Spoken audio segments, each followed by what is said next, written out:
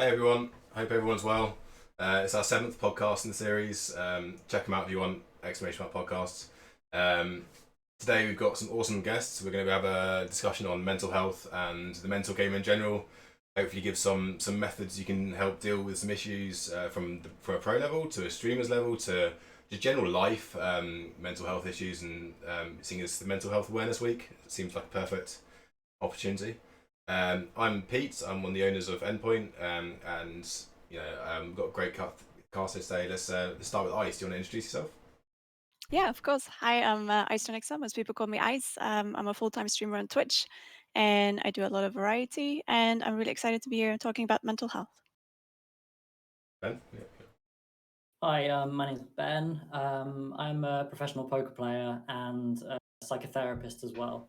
And yeah, Pete invited me along because it's the perfect time to be talking about mental health, both in poker and gaming. I play online mainly, so there seems to be some pretty good crossovers here. So I'm looking forward to it as well.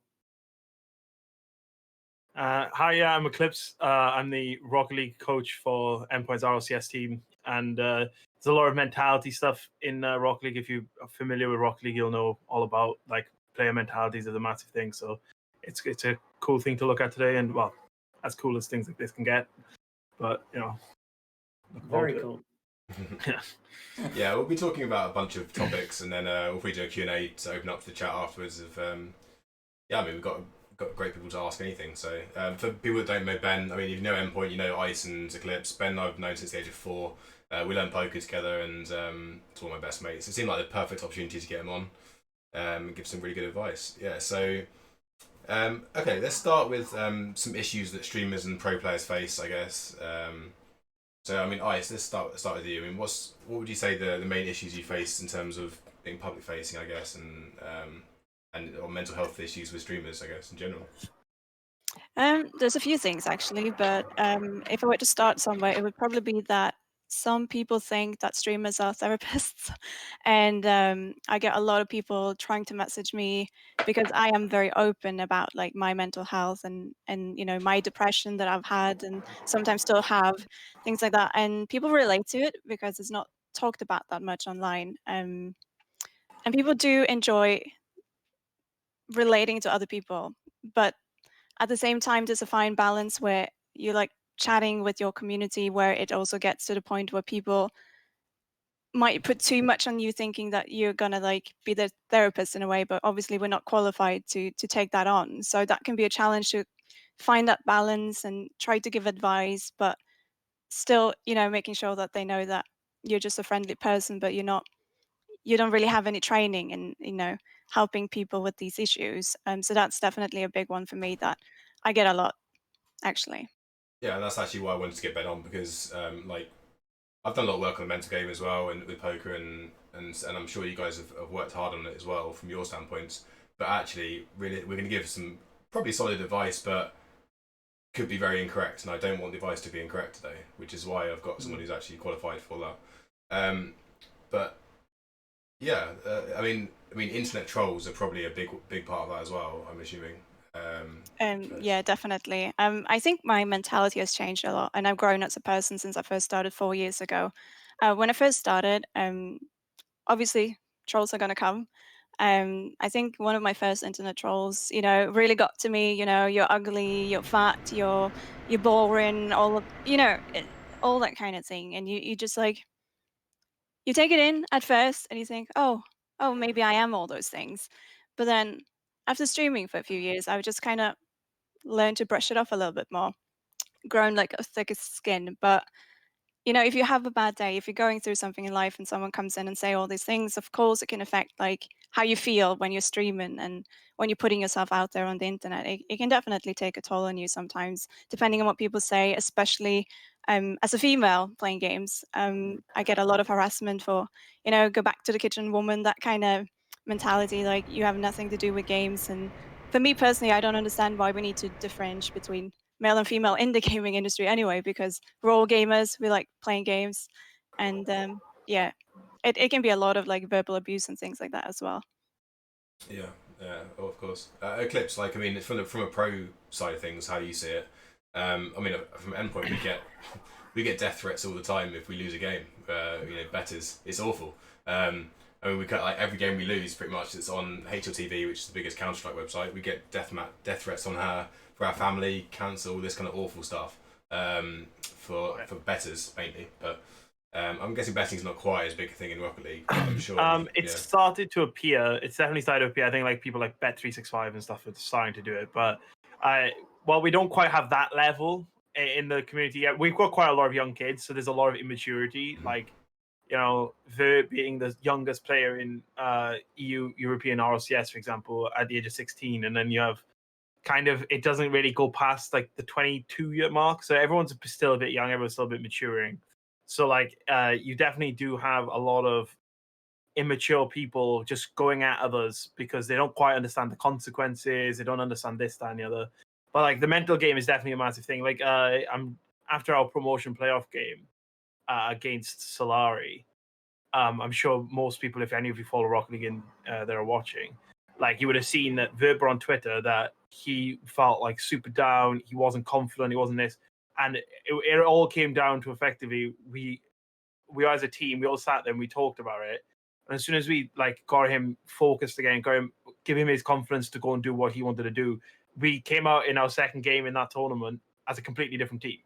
And so like in the mental side of things, with especially Rocket League and most games, but I think Rocket League has a massive thing because of how focused it is on you, because there's only 3 people.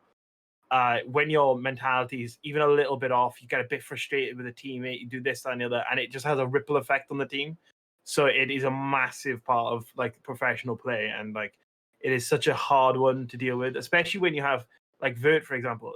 He gets disliked by so many people because he demos so much. And like imagine having your play style being berated constantly because it's where you play and people don't like it because it tilts people. And so it's an annoying one because like you see it on Reddit and stuff, and like most of the time it doesn't get to them, most of the time it doesn't get to any of us, but like it's the 1 or 2 that has gone that little bit deeper that it's a bit like I said, like it's that 1 or 2 that can hit you at the wrong time of day, something's just happened, and then it can throw you for the next couple of weeks. Lose your matches because of it, and it can literally change someone's career if they get hit wrong with their mentality at the right time. Yeah, and there's also the in the moment of having to, you get an abuse and you might tweet something and that can ruin your career as well. And you always have to, as an influencer or whatever, you always have to act perfectly, as it were, or you don't have to, but if you say the wrong thing in the wrong time, it can be pretty bad. Yeah, I mean, from a poker perspective as well, and Ben will know this as well, is when I was streaming, if you have people telling you you're playing the game wrong while you're losing money or something in a situation, it can be mentally destroying. You gotta ignore it, know that they're probably just an idiot. But I mean, that's bad advice, isn't it? Just ignore it. You can't. Ben, what kind of techniques would you potentially do to, or what's your thoughts on it in general as well, with combating people coming at you with abuse, I guess, or. Well, I think what both or all of you are talking to is this relatively new culture that we find ourselves in, which is the internet. And this idea that we're now streaming and we kind of are having live contact with people. And I think historically in the world before the internet, you weren't able to get away with saying certain things to people because of the direct consequences that would incur. And now there's this kind of like slightly dissociated, dehumanizing of somebody through a screen that isn't necessarily a real person in the sense of like, I can see you standing in front of me. So it like removes this idea of inhibition. It removes this general tendency to actually care about people's experiences, their feelings, that they have their own individuality. And that leads people to say things that they wouldn't ordinarily say, and not really realizing the actual impact that can have on other people. And as both of you are saying there, that can impact the way you play, that can impact the way you feel, that can impact the way in which you can carry out your career and be successful. So yeah, I think what you're speaking to is actually a really, really important issue. And the other side of that is, what can you do about it? There's not necessarily a simple answer to that. I think a cliche answer would be to be comfortable in yourself, but I suppose that is kind of like an umbrella term, and then thinking about how you come to a place where you are able to be solid in your own sense of self as a way of not really being super impacted by other people's comments. But there's like an end goal, and then there's obviously the journey that gets you there, which takes time and reflection, Of course, yeah. Thanks for that. Yeah, okay, and I think let's move on to talk about there's the other issues of especially a streamer and pro players currently right now, especially with COVID. It's the work-life balance, I guess. You know, we're the same as poker players. You basically you work in the same place that you sleep, pretty much. Maybe a room next to it or something. And how does the work-life balance affect mentality? I mean, we had for an example from the endpoint side of things as well. We went through a stage of we had a gaming house, and we wanted, you know, we had the idea of getting Counter-Strike guys, all of them to live in the house, boot camp there for, you know, I don't know, months at a time, and really gel as a team. And the work-life balance didn't work at all. Realistically, I think you see a lot of organisations now going to the apartments on the side and training facilities, so it separates work-life. Obviously, a normal traditional job, you would potentially go out to work each day, and that's different from, and then you go home and they're separate. So how do you find that not being separate? Does that affect you guys? I mean, Ice, do you want to start? How does it affect you? To be fair, it can be very isolating. Obviously, when you have a job where you leave the house, you go maybe to an office, you interact with your coworkers, whether it's just like, you know, what were you doing yesterday? I don't really get that interaction. I don't get the face-to-face experience. I don't get a lot of fresh air.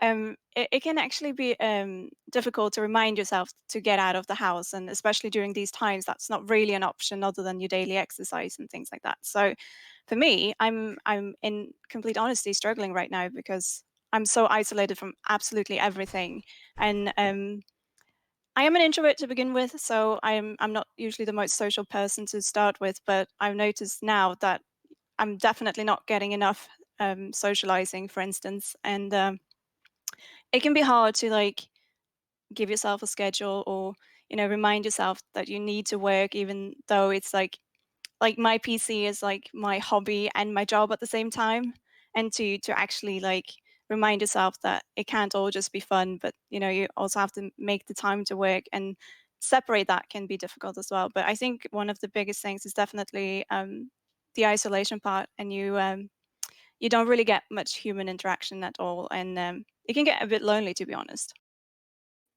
It's interesting you Yeah. say that you think you're introverted actually in a lot of ways, because obviously as a personality on Twitch for 4 or 5 years now, a lot of people would see that as being an extrovert, and I guess that's some of that's personal kind of thought or perception of yourself. But yeah, it's interesting. But yeah, a lot. Yeah, Aaron, you're gonna say.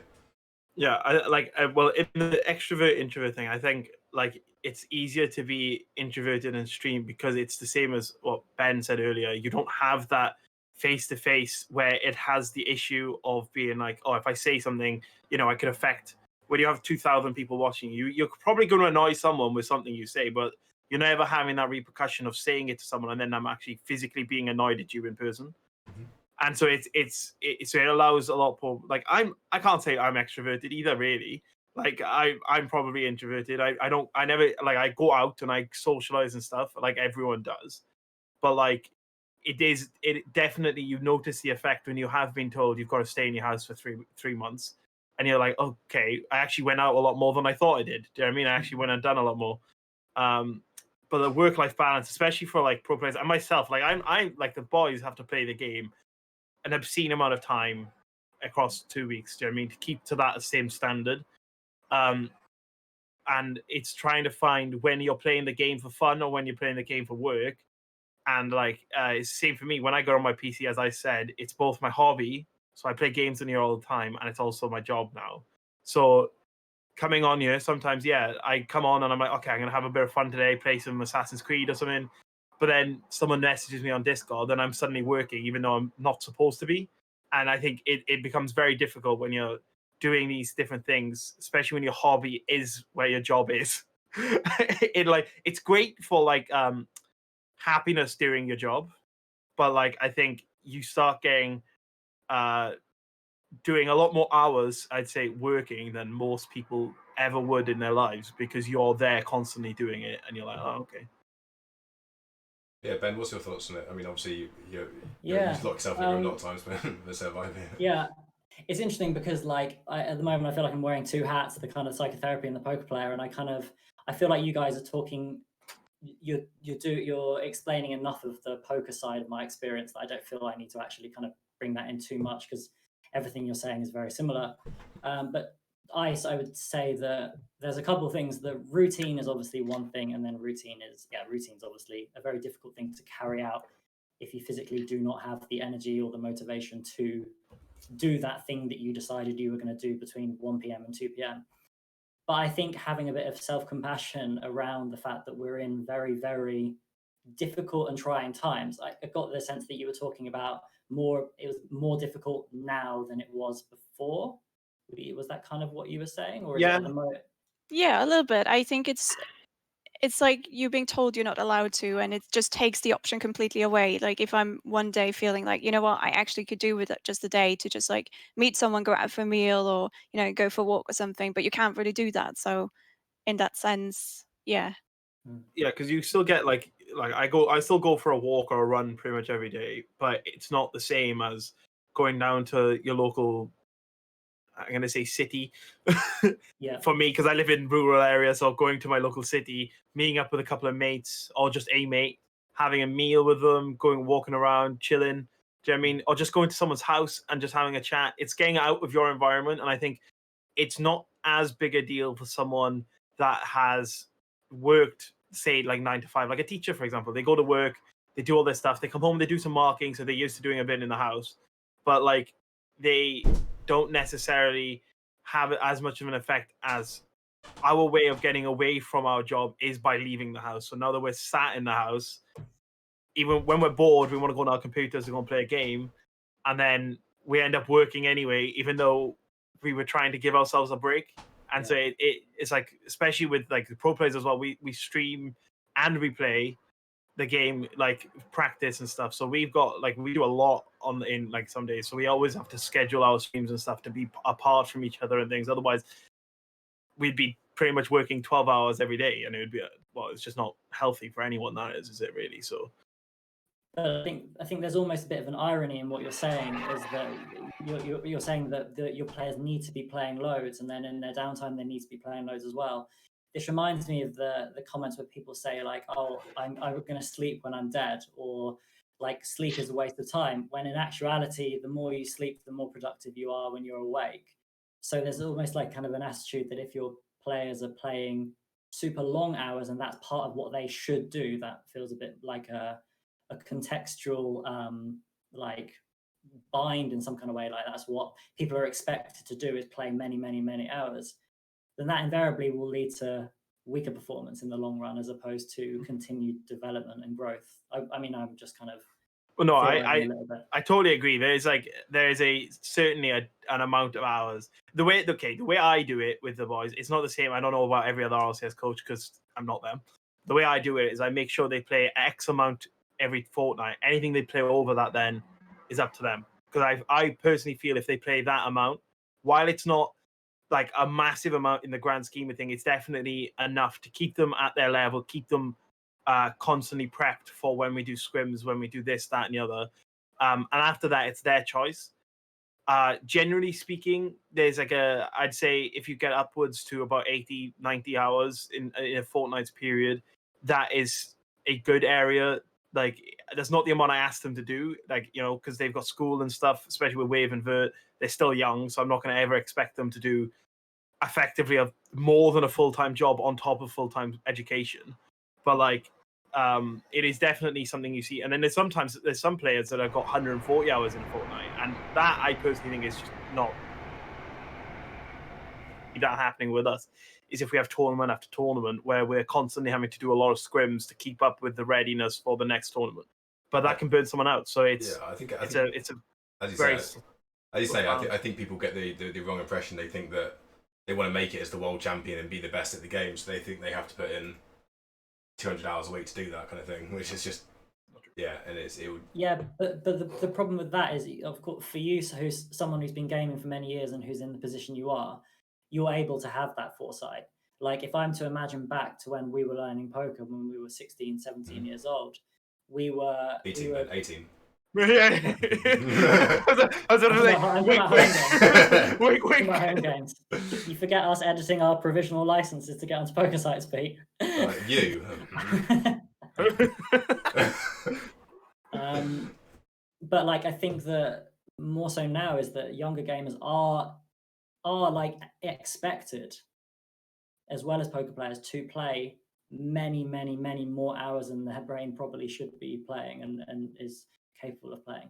I think along with that though as well is that we're in quarantine, and it's a similar fact to like me and I saying we're constantly going to do our hobby, but instead we're doing work. I think a lot of younger kids who do have that aspiration to go further, to be a pro, are like, oh well, I got all this free time, I'll shove it into the game. I'll just put more and more hours into it. I'll work on things.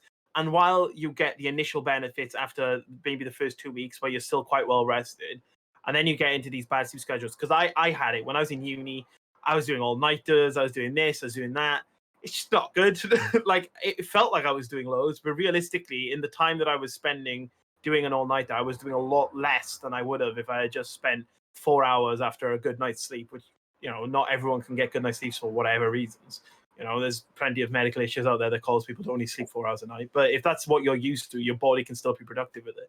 And I think that's something that people don't realize is, as you said, like there's a certain limit on productivity, and that's why I try to like get my players to play a certain amount, but anything they play above that is purely off can they do it. If they can't, don't burn yourself out. But if you can, you know, that's up to you. And so I think that's ultimately the best way to look at it. I think from any kind of professional standpoint, with footballers, you can't expect them to go and do 120 hours of football every month, every week, 2 weeks, can you? So it's a very similar in that sense. Yeah, I think moving on actually on that subject then, it's a bit of mix of subjects. It's one of my biggest problems is actually both these subjects, and one of my biggest problems. Motivation, I mean, is for me it's always been the issue. Money never really motivated me when I was playing poker, for example, and it did to some extent, like, but to other extents it's like I'm doing fine, don't need to do anymore, kind of thing. Or, you know, I don't know. Motivation was always hard for me. And sleep as well has always been a big issue for me as well, since I was a kid. And I think that sleep is a big issue for a lot of people. So, I mean, what are your thoughts generally? I mean, if we get Ice and Eclipse's thoughts on generally on, you know, motivation and what it's like for them as well, and then Ben maybe chime in about, you know, practices or, you know. Sure. Yeah. So Ice, well, sorry. Yeah, I mean, motivation can be hard to find if you are in a low point in your life. As with anything, really. Motivation for me is it really depends on my mood. It also depends on what I'm doing. There are days where, especially as a variety streamer, there are days I'm like, I know I need to stream. I know I should be streaming, but I don't know what to do, and therefore, kind of my motivation goes a little bit as well. So it's like having try to make a plan of what you want to do, and like also one of the biggest thing for me is to do what I enjoy, and I think that's a luxury with my job being variety is that I can actually do the things I want to do. And I think for me mentally it was a challenge to accept that, you know, you're not going to have the same numbers with everything you do with variety. Like some people are going to like an indie game, some people are not going to like it, some people are into horror games, some people are not. And obviously that took a toll on my motivation as well sometimes, when it's like I really want to play this game that just come out, but you know that maybe half your viewer base doesn't really enjoy that kind of game. But it's like finding that balance where you want to cater to your audience, but you also want to stay happy at the same time doing it. And I think for me it went from the point where I don't want to worry about how many viewers are in the chat. I'm going to appreciate those who are there and do what makes me happy, because that will be seen on my stream. If I'm miserable playing something just for viewers, you know, that's going to come across and people are not going to enjoy it as much if I'm, you know, having a lot of fun, but maybe 1/3 of them just because I'm doing what I'm enjoying. So I think motivation for me came by doing things that motivated me more than just to do something kind of for the wrong reasons in a way. Like growth kind of comes with the community, I find, rather than just like milking something constantly. But that's from my point of view, because obviously I'm not like maining a game as such as other people do, play just that one game. So it can be a challenge, but I think you just need to work on your mentality about it. Yeah, I think it's very similar for like myself and our team.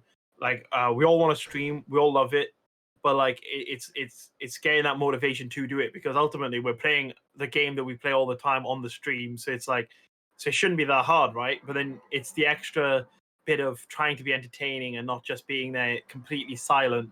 Like especially for me, I'm good enough at the game to like show, and obviously I have to be, otherwise I couldn't coach it. But like I'm not good enough mechanically and stuff for the game to show off like Vert or Wave or any of them can do.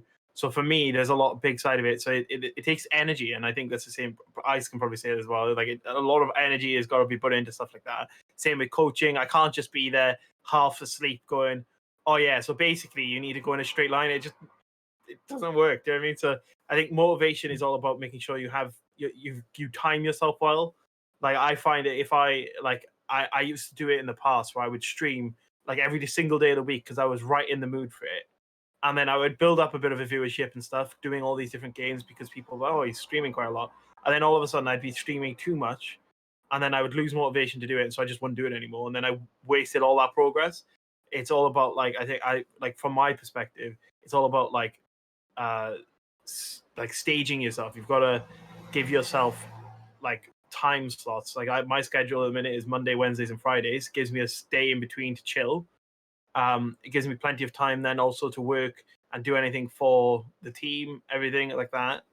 And like it keeps my motivation. And I think it's definitely a difficult thing for pros, especially because back to the whole Vert thing after the Solary match.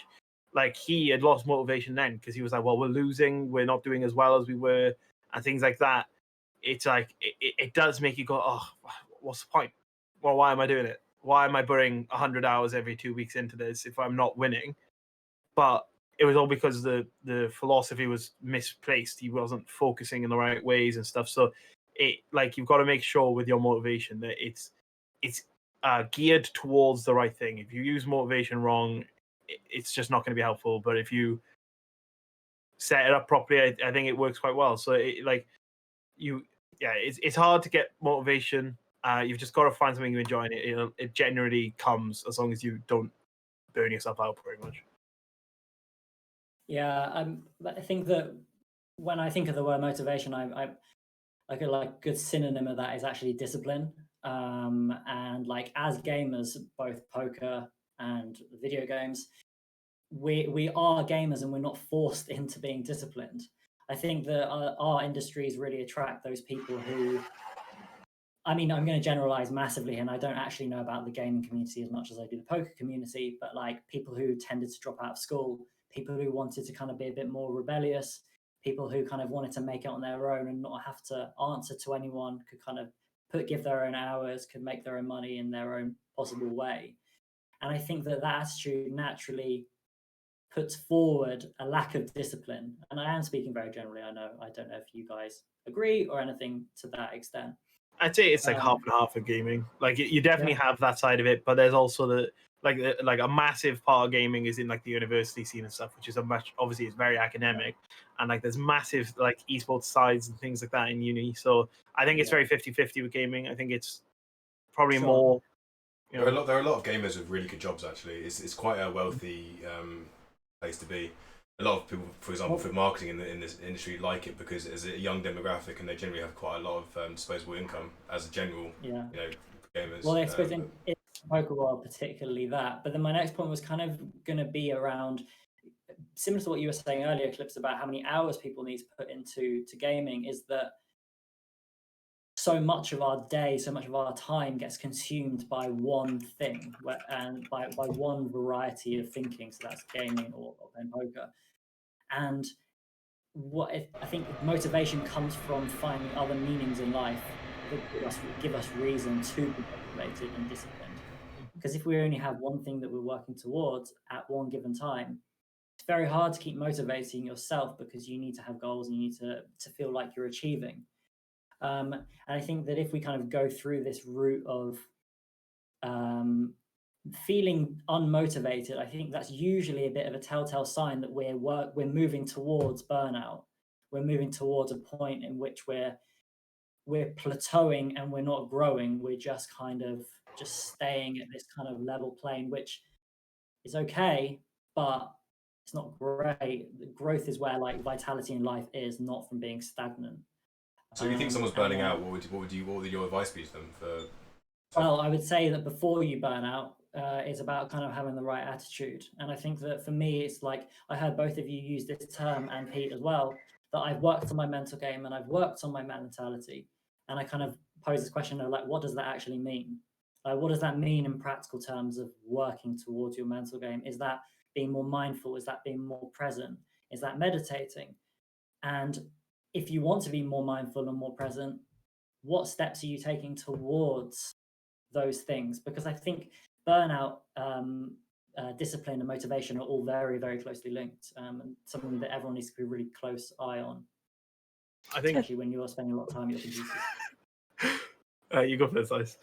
Yeah, I mean, for me, I think over the last few years, I've started to notice more the signs myself when I'm reaching burnout. Like, as you said, my motivation goes down, and my joy in streaming does as well.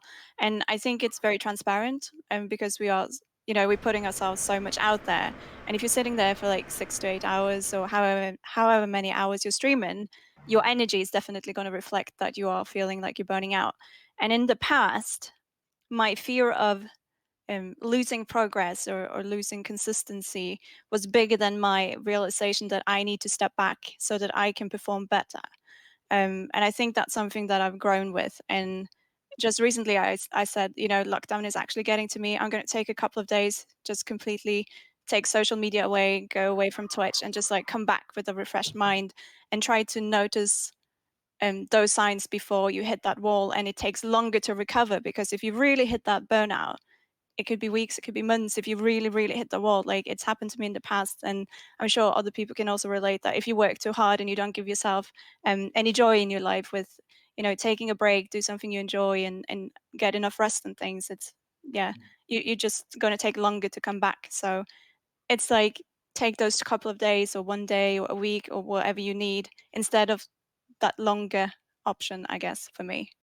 Yeah, it's a similar thing with us. Like, obviously, I've myself and plenty of the boys, even Vert. So after the All-RS season, Vert really needed a break. He had played the game. He was playing some obscene hours, especially with doing school and stuff as well. It was his choice. I couldn't do anything about it, but like, it was mental. And he then obviously was like, "Oh, okay, I gotta have a break. I've gotta have a break." And we were like, "Yeah, okay." And like, after every season and stuff, we do generally have a week or two break, depending on how long we've got. Obviously, this time we had the spring series pretty much straight after the season, so we had a very short break. It was only, I think it was 8 days or something.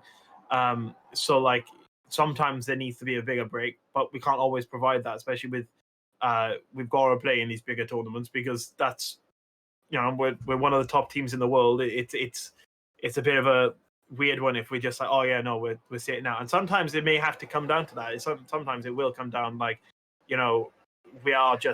we've all just been putting a relentless amount of hours into this game. Like, even for me, because like, a big part of like the mentality thing for me is I've got to kind of like I've got to constantly be looking out for the boys' like mental game and stuff. And in doing so, it puts a lot of strain on my own mentality, because I'm not only taking my own mentality on, I'm taking other people's mentalities. And so while like, it's not maybe as stressful as being in game and being there under that pressure, I also have to work at trying to give them the confidence, give them that release in a sense, and make them like calm down a bit after a really tight loss in a 7-minute overtime or something, and get them to sit back, just take a breather in the minute we've got between games, and go, right, okay, this is what we can do this game. Don't worry about it too much. It's only one lot, and like, things like that. And it is definitely, and you can definitely lose. You can move up motivation between in a series, for example. If you've gone down 2-0 and you've not scored a goal, it can be extremely hard going into that final match of the series and like potential final match of that series and being like, I'm going to get perfect sweep. I'm going to have this. I'm going to have that. And it's like, it's all about trying to like get your mind back and go, I just reset. And it's very hard to do that. And like, it's a big part of why pros are pros is because they have that probably a better ability at doing things like that than your average Joe. Do you know what I mean? And that is why I think that it's like things like that are sometimes the cut above the rest is why they are where they are. So yeah, I think yeah, I have a lot of things to say about that, but no, Ben, you go for it because huh? Yeah, sorry, yeah, go for it. I just summarizing one thing is that to be like a psychotherapist and to be accredited and to actually be allowed to practice, you need to be supported. You need to have your own therapy. You need to have a supervisor. And I think what I'm hearing you speak about there is the importance of community, the importance of being able to be supported so that you have the resilience to in turn support. Like there can't be in isolation, like giving and giving and giving, because your resources will run out and they will eventually reduce. So I think what I'm hearing you say is that you're in a position where sometimes you maybe don't have the resources to keep giving, and actually you need that kind of support from another person or another party or something like that. And just the importance of community came up there for me. Yeah, and on that community point, as a pro team, we obviously have our supporters, and like I've said this many a time on Twitter, like that sometimes the sheer amount of outpouring of support that our team gets, especially as a very new team, like this is that was our first ever RLCS season. We were complete unknowns, myself included, coming into this, and like the outpouring of support, and it just gives us that like sigh of relief that we're not like just doing it and everyone's kind of just hating on us kind of thing. We've not got everyone against us. We've got people in our corner that are pushing us on to do better, to aspire to be world champions, hopefully, in some time in the future, to aspire to do this, that, and the other. And like, I think it's the same for a streamer, I guess, in terms of people in your chat.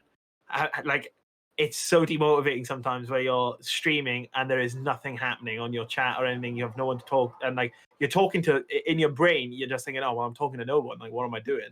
I'm looking like a crazy person. Because if you did that outside on the streets, you would be a crazy person. Do you know what I mean? So it's like it's getting that community support that like is such a massive thing, especially for a pro team to like ride on and use them for their motivation to be like, we want to do good for these guys. We want to reward their support with winning a major, winning a tournament, doing this, doing that. Do you know what I mean? And community is a massive thing about it.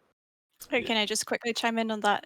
Just with what you said about community and your chat and things like that. From a streamer point of view, that's definitely something that drives me a lot in my mentality. I completely understand maybe somebody's watching while they're doing other things, leaving it open while they do housework, or maybe they do some work in the house or whatever. And I appreciate people lurking and all that, but when the chat goes quiet, you feel like, am I doing something wrong? Am I not being entertaining? And it can mentally just drain the energy out of you. And if the chat is super engaging and they're like really hyped about everything you're doing, you just get that drive to just like push a little bit harder. So sometimes if my chat is really, really active, I can go for 12 hours and I don't even know I've done it. But if it's like completely dead, I'll be like, okay, it's only been an hour. Is it acceptable to stop now? Because I feel like I've given everything, but you just can't get that conversation going. But you still do it because you have to keep the stream running. But sometimes it honestly gets to you. Mm-hmm. Yeah, I think from an endpoint perspective as well. I mean, so what at endpoint, we're trying to obviously make it kind of a family. We have a family Discord chat. We're trying to make it so we can support each other. And even though they're in different games, we have streamers, we have Quake player, we have Rocket League, we have Counter Strike, we have Rainbow Six. It's a very mixture of people. But trying to make it like a community family so they can support each other is important to us. But yeah, even from my side of things, like as an owner, you say, Aaron, you're saying that you have the mentality for yourself, let alone the players you have to look after.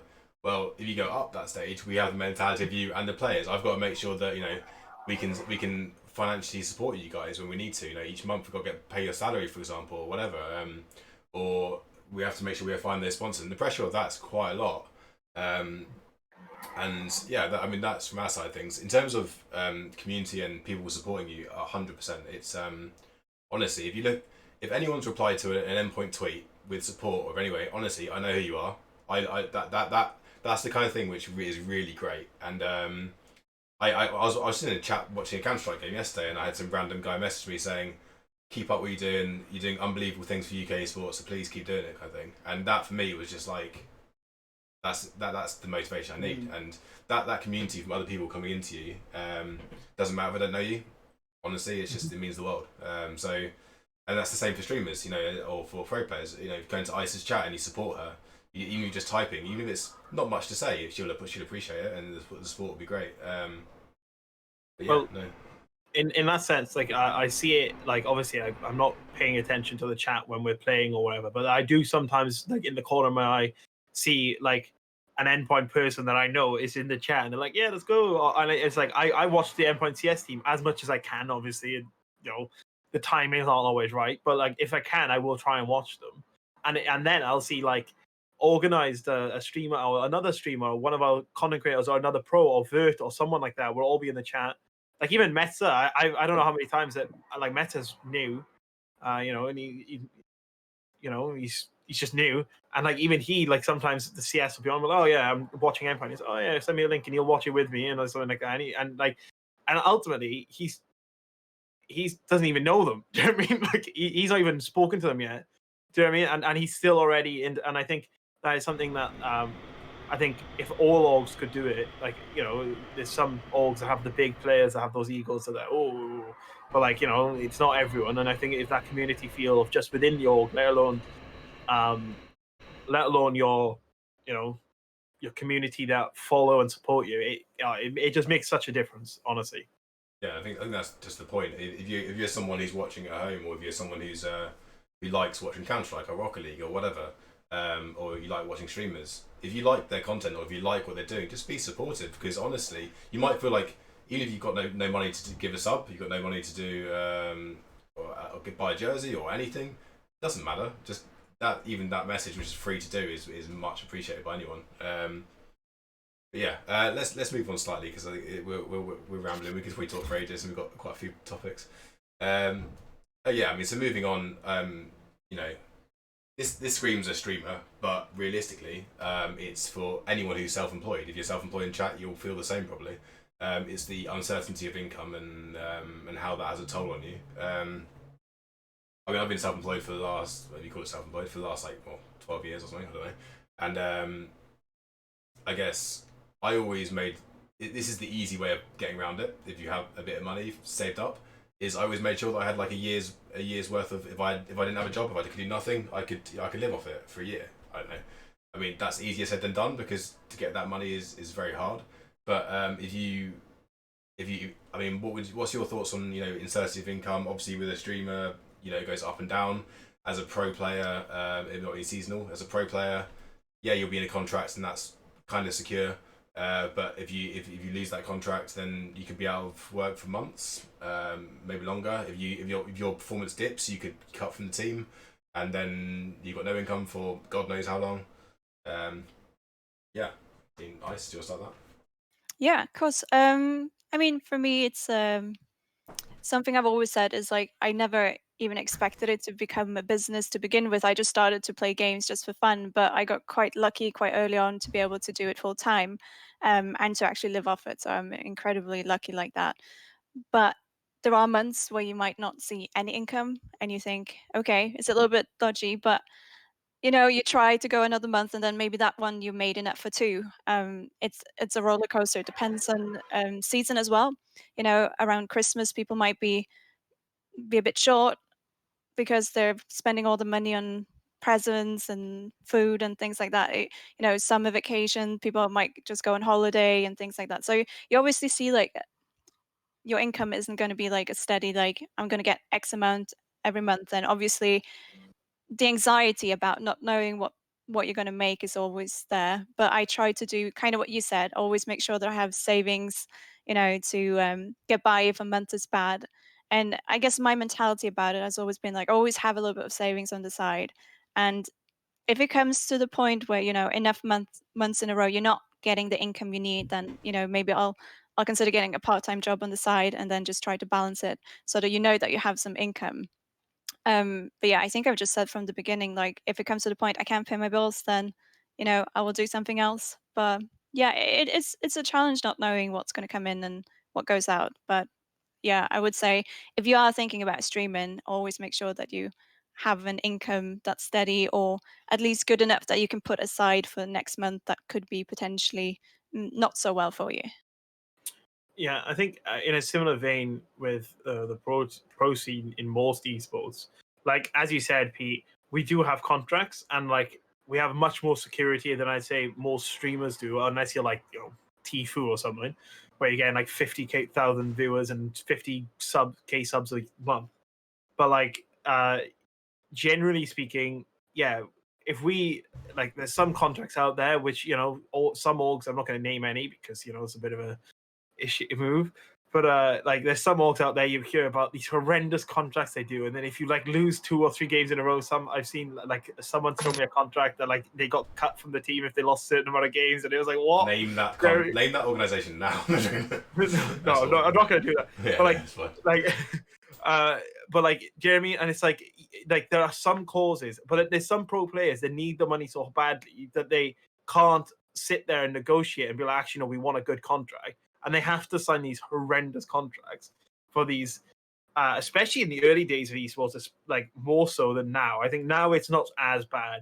Like this contract was from like 10 years ago or something. So like, you know, I think it's a big difference there. But like yeah, it's definitely like our contracts are always about a year, 2 years, or seasonal, as you said. Like some of them can just be for the season. If you do well, we'll keep you on. But if you don't, you know, and then that gives that, like going back to the mentality side of it, it can have a massive effect on a player. The pressure that it all can give you. Like again, as a team, we're super lucky that you guys are supportive when we lose and when we win. Like obviously, everyone prefers us to win. We prefer to win. You know what I mean? But like, it's the knowledge that even if we do have a bad day and we lose one game, we know that when it comes to next time, you guys aren't going to be bearing down on us, being like, "You got to win now. You've lost. You got to win." Do you know what I mean? Like you give us like that support, and I'd say that is a big part of it for pro players because it is still uncertain. Like, you know, you can get dropped, you can relegate. Like if you relegate from the RLCS, there's a lot of people that suddenly don't have enough money for it to make it a career anymore. Do you know what I mean? So it's a big thing when it comes to stuff like that. Yeah, Ben, what's your thoughts on it, Jim? Yeah, I mean, being a poker player since I was 18 and I'm 30 now, there were some ropey times in the first few years. Really, really, really ropey. And I can't speak for gaming, but I would say that for any poker player, there's a period in which you've got to take a risk, and you've got to kind of take the plunge, and you've got to be like, okay, I might go broke in the next 2 months, but this is the way I'm going to have to see how it goes over this period of time. And I should have gone broke numerous times in that first 2 years, and I got super lucky and I won like a tournament. But if that wasn't that, who knows what would have happened? And I think there is just so much variance in anything that's involved in like your skill being translated to making money in a thing where you don't get a salary or a wage. I think, but yeah, month to month it really does swing as a poker player now. But I now practice as well psychotherapeutically, so I have a steady-ish smaller income and then poker as well. I think that is like another thing with like the whole getting lucky of thing. Like people, I've ever since like been with Endpoint and stuff, I've had people constantly come into my Twitch chat and like, you know, in my Discord and our like Rocket League Discord, everything, and be like, how did you become a coach? Do you know what I mean? Like, you know, there's not many of us. There's 20 of us in the RLCS. Do you know what I mean? So it's a difficult place to get to, and like a lot, like while there's so much hard work you have to put into it, there's also a large factor of luck. Do you know what I mean? Like you can put all the work in the world, but if you don't get the right team, if you don't do the right things, if you pick the wrong time to do something, you like it just doesn't work out. And like I'm never gonna say that, oh yeah, I did all this and I'm amazing because I done it. No, there is a massive factor of luck. It's same for the pro players. Like we have a 2-day gauntlet to get into a professional league in Rocket League, you have the qualifiers for the play-ins, and then you have a 128 team bracket on a single day. We have to play through all those games to make it to the LRS.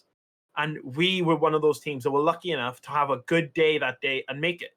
Not everyone's lucky to have that good day. Like the highest seed team didn't make it, or the second highest seed team didn't make it. They got knocked out like relatively early on. And it's like, you know, and we were fortunate enough to make it. And then you get there, and then we were lucky enough again to go 7-2 in league play and make it to the RLCS. And like, while there's an element of hard work in everything you do, I think especially in gaming, esports, poker, there's that element of luck that I think you have to go your way before you can officially make it your career effectively.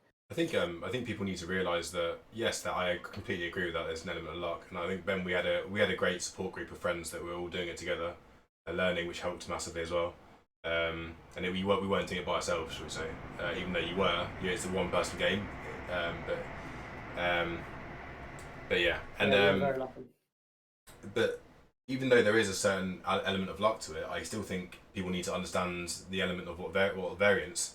I mean, okay, from a poker perspective, again, variance is like one of the biggest aspects of it. You know, in the long term, for example, me and Ben playing poker, we won't lose.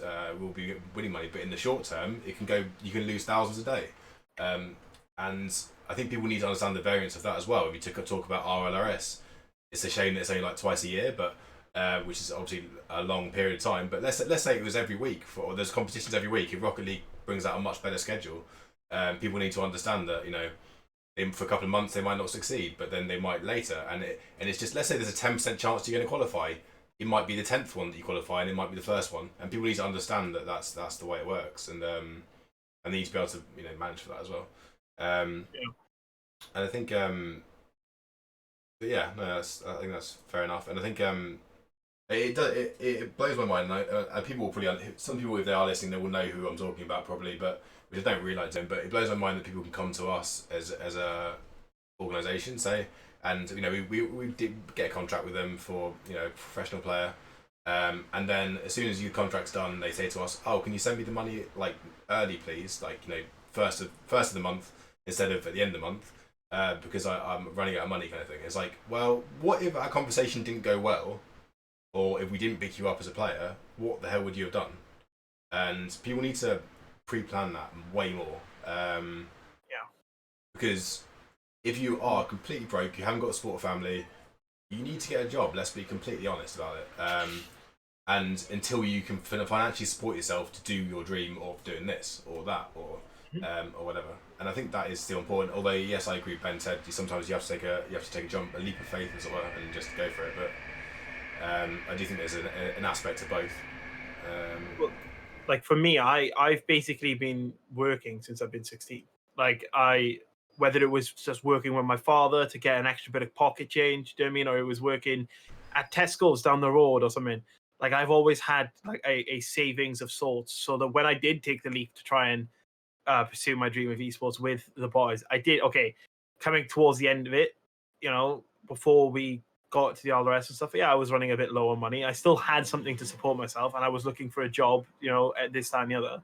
I was fortunate enough, as I said, to get this lucky break. As Ben said, you know, you're on the verge of being broke, and you're like, how have I managed to like not go broke during? And like it does happen, and a lot of people will have that. It's just all about managing money. Like I know people that get like £500 a month, then they spend the £500 by the next day, and they're like, oh well, what do I do for the rest of the month now? And it's like, well, you know, you should have not spent the money, maybe. Like, and I'm sure even if they got family support, their family would probably appreciate them not having to lean on them. But, yeah, exactly. You know, obviously family support is a massive bonus if you do have it, but yeah. And like you were on about, like, for example, the RLRS, RLCS. There was a massive discussion the other day about when obviously the org letter that got sent, you know what I mean, and everything. There was a massive discussion I saw in the Discord that I'm a community member of, and someone was like, oh well, you know, if the orgs leave, it's not a big deal. And I was just a bit like, what? Like, what are you on about? Like, if the orgs leave, it's a massive deal, because half the players that are currently doing it could never do it as a full-time thing. They'd have to do it, and then the quality of Rocket League would decrease, and everything that people are used to seeing now just wouldn't be able to happen. And they were like, well, no, because they make 26 grand for the last place in the RLCS. And I'm like, yeah, and that happens twice a year. They get 9 grand each. And it takes 3 months to like, yeah, it takes 2 months for you to get it minimum. And like, what are you going to do after your 9 grand goes if you don't have another tournament that's and the giving you series money? is 2 months long, so that's 4 or 5 months period where you're not getting paid. Yeah. Yeah, exactly. And so like I was like, yes, they get this money, and yes, if you budget exceptionally, you probably could make it last for a long ass time. But it's not a realistic goal. You like if you were doing that, you would literally have to be a hermit in your house, a lot of not players, going out. A lot of the players for Rocket League, especially, are quite young. Like, so if we have 16, 17-year-olds. I mean, realistically, are they going to get given 9 grand and then budget that? No. Good luck with that. Yeah, likelihood is not that. That's not happening. Anyway, let's move on slightly. Next topic I want to talk about really is privacy. I think, I mean, you guys are all in public eye a little bit in some sense. Ben does a blog, all this as well. But Ice mainly, I guess, on this question to you first. I mean, like, the bigger you get as a streamer or a pro player or whatever, the more people want to know about you. They want to know everything about you. Some people can get obsessive, obviously, which is another bad point. But then, I mean, I know your answer to this slightly, because obviously I want to ask you is it better to be open to your audience about these issues, or is it better to keep it to yourself, locked up? Obviously you're on this podcast, so to some extent you want to are you happy to be open about it? But I mean, yeah, what's your thoughts on that? Yeah, that's quite a lot to talk about there. Let me start with the fact that when I first started streaming, I wasn't sure if I was going to be open about it and talk about being depressed. I'm bipolar, and I can have a roller coaster of emotions. I've had a lot of anxiety, depression throughout my life. There's been life events that really changed me as a person. Sometimes I just struggle to be that happy person that you want to be on camera. And obviously, when you want to entertain, you need to kind of put that aside and do your job. But I decided that honesty for me was the best thing. Maybe some people don't want to hear about these things. Maybe it's too honest for some, but I decided for me, I'd rather have people who will be okay with me talking about it and say like, okay, you know what, I just need a day. You know what, I'm completely mentally not there. I'll come back tomorrow refreshed and ready to take on streaming again. And the other thing is what you said about privacy. I've been very careful because I've had in the past people who stalked me, got quite obsessive, as you said. Some people kind of get the wrong idea. Twitch is a dating site, or maybe they fancy you or something, and it can get a little bit creepy at times. So you just gotta be a little bit careful with what you put out there. And for me, I found that limiting my DMs, for instance, on Twitter, Instagram, so just a little bit of a filter, so you don't get too much coming at you. It can be very mentally draining as well. And obviously, be careful what you share about your personal life as well. So it's not too easy for someone to just go and Google you and find all those details that they might want to find. Because there are stories about people, finding streamers, show up at their house and things like that. It can be scary when people just kind of invade your privacy like that.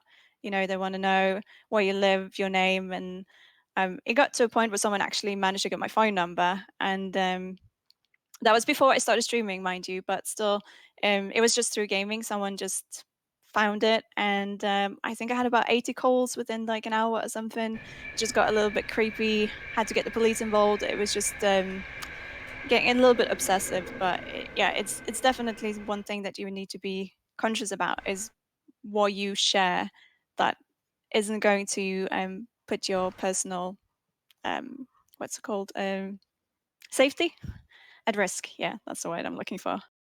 Yeah, I think I was just going to say some big streamers in America don't want to buy a house because I think that some of that can be public information. But yeah, sorry, Aaron, what are you saying? Yeah, it's like in terms of privacy and being open. Obviously, I can't speak for the players in this, the boys in this sense, because it's their own choice how open they are. Except, like, yeah, I've seen Vert be quite open about some things on Twitter. Now, I generally am not that an open of a person in normal life, so it kind of translates to online. There are definitely things I do talk about, and I will tell stories on stream, and I'll do this, that, and the other. But I'm like, yeah, I'll talk about places around me that are nearby. But realistically, you're never gonna like. I'm always quite vague with the details. So you shouldn't be able to find where I live and stuff. You shouldn't be able to do this. You shouldn't be able to turn up to my front door, like Ice was saying. Obviously, there's some people out there that are a bit obsessive. Like, there's plenty of ways for someone to find those informations out, and you really don't want them to. Which is why you make things private and why you have a privacy like filter and everything on things. But yeah, it's really hard to keep your private life and your thing so different, because as you said, like, while we aren't like actual celebrities, I can't imagine how bad it is for them. Like, we still have our own niches that do want to know a lot about us. They do not want to know this, that, and the other. And like, some people, as I said, are very comfortable just saying quite a lot, showing quite a lot. But I've never been that person. That's why you see some like space posters on a periodic table behind me. Like, that's not really going to tell you anything. Do you know what I mean? Whereas I can give some things away with, if I had, obviously everyone knows I'm Welsh, but if I had a Welsh flag with a certain word on it and stuff, you can associate it with different areas of the country. So like, I'm just never going to do that kind of thing. Especially, as a Welsh speaker and stuff, if I speak Welsh on stream, people can tell what part of Wales I'm from. Like, if they obviously know it, which is a bit of a niche thing in it of itself, but like the way, and it's like, you know what I mean? And so it's definitely, privacy is definitely a difficult thing to manage, because you don't want to give too much away, but you don't want to be so closed off that no one knows anything about you. Because, you need a personality, but you don't want to be, it's a really, really hard balance. And yeah, and sometimes you catch yourself saying too much, and you're like, and you try to backtrack, but yeah, it's very hard to deal with. Yeah, And also yeah, privacy's been pretty difficult for me personally as well. Because I had a blog from 2013 until now, and I only trained as a psychotherapist in the past 5 or 6 years. And now I've had situations where clients have come through the door to me who are not related to the poker world, who are not aware of blogs and that kind of thing, and then have come in and said, "Oh, I found out after 10 weeks of working with them, I found out you're a poker player, and I see this content, and I see this and that and the other." And a big part of why psychotherapy works is because as the therapist, you can represent whoever the client needs you to represent.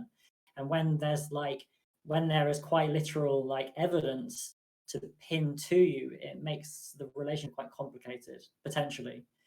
So for me, it's been quite difficult, because I like to continue updating my blog, because that's been a journey of, it's called Mastering Mental Game and Mental Health, and it's been around the journey of learning to become a practitioner, and my own mental game and that kind of thing.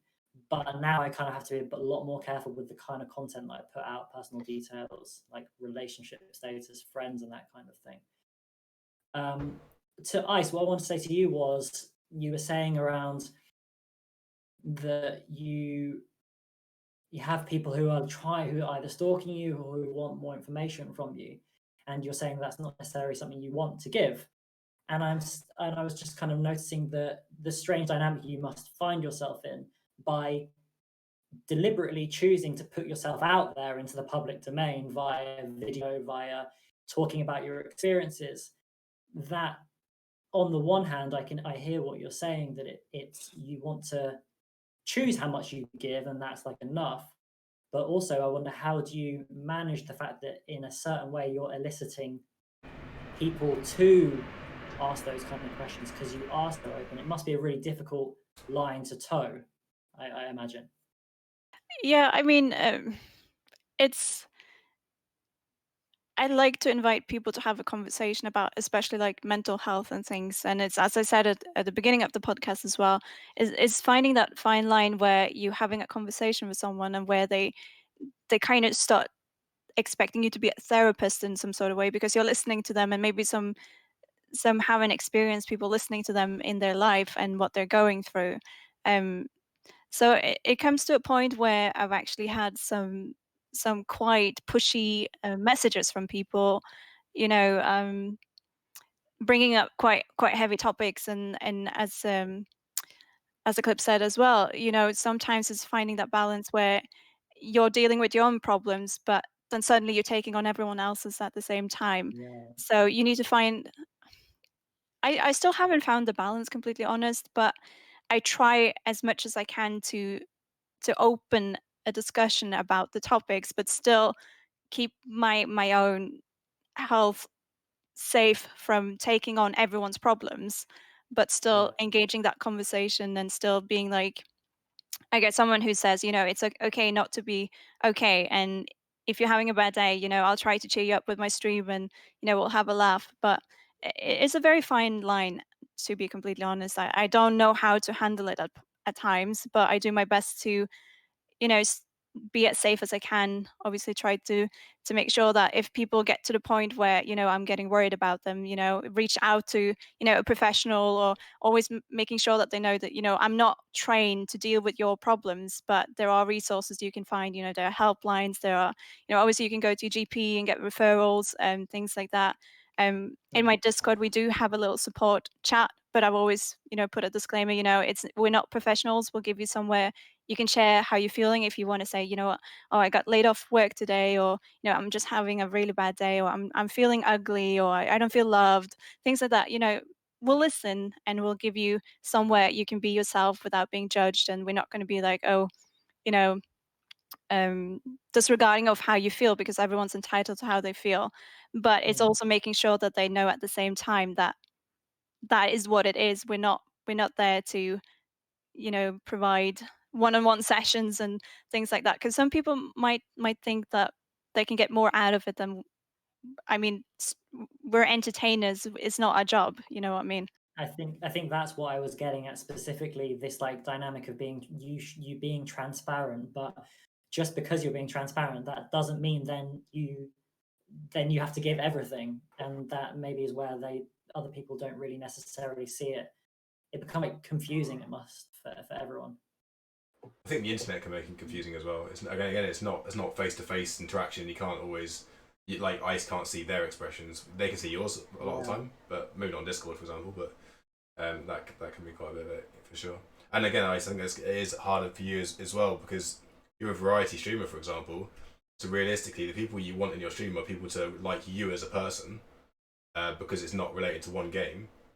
So there's the mix of, you don't want to be too open, but at the same time you want people to like you as a person. So therefore you kind of have to be open a bit as well. So it's kind of an interesting. Yeah, I do actually find that one interesting thing I've seen is every time I actually tweet about mental health, or if I'm saying, um, I guess anything about, being bipolar, or the depression I've faced, or things, I've been dealing with, I always lose followers, and that's part of it. It's some people don't want to see those things. Some people just want you to be just purely entertainer, and put my own, I guess, personality outside of streaming away a little bit. And I understand that, but it's also like a big part of me that I can't just like completely suppress. And I guess I made a choice to be open about it, because I know there's so many people who have similar issues. Or when I grew up, I was always kind of told that, mental health wasn't real in a way. It's like, just snap out of it, you know, just you're lazy. Or, if you're having a bad day and you can't get out of bed, and, people are just like, why are you just lazy? Just get up. And it's not always that easy. And I think for me, I just wanted people to know that other people are going through this, and it's all right, and you can get help, you can get better. And like sharing, you know I used to be like here, and now I'm here, that can inspire someone to do the same, um, as well. So it can have a positive effect as well. It doesn't always have to be negative. Like, your experience can help someone find motivation, or like, oh, she's gone through this, I can do it as well. Like, it is possible, because when you are at your lowest, you don't think it's possible. Like, that's like how your mind goes when you're spiraling down. You feel like you can't get back up, but seeing others who maybe have similar issues actually rise above, and kind of recover a little bit, that can give a little bit of a boost to maybe start improving yourself. Yeah, I think and like to touch back on the topic of privacy, something I left out from when I first spoke about it is how, especially in professional gaming, in esports, you have this thing, especially in Rocket League, because of how young some people are. You have the getting thrust into the spotlight at the age of 16, at the age of 17, where everyone's suddenly like, oh, you're this new kid on the block. Oh, look at this. Oh, yeah, and like a lot of kids, especially because at that time, again, I don't want to generalize, and it's not always the case, but a lot of the time, the kids that are playing games a lot and stuff aren't necessarily the popular ones in school. They aren't necessarily, to give us a meme term, a Chad. But but like, and so when they suddenly get all this attention, it can sometimes, like with some players and some people, go to their heads of it, and and like it then makes them go a bit more open than I think they might want to be, or maybe should be, especially being that young. Do you know what I mean? Like being weirdly open at some ages. I think as you get to adulthood and you start getting into your 20s and stuff, you have a lot more control over your person. But the thing is, you're like, as a kid, if you're giving away things when you're still living with your parents, you're not only giving away your own privacy, you're giving away your family's privacy.